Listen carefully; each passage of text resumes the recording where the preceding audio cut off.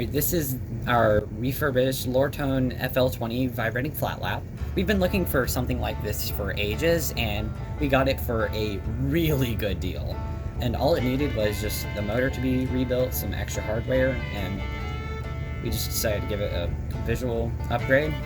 And it's basically good as new, so let's see how it runs. These days you can hardly find them anymore because everybody is either decommissioning them after they start to fail or selling them as parts only.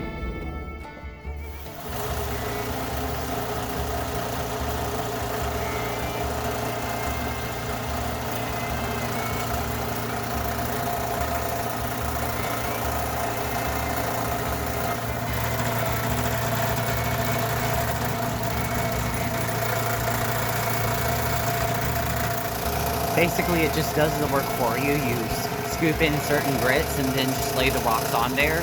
Of course, with some water so it doesn't tear itself apart. So, yeah, it's pretty simple to use. It just requires a deep cleaning in between each grit. Huge thanks to Logan and Ashley at Rocks for Socks for selling us this flat lap at such a good price.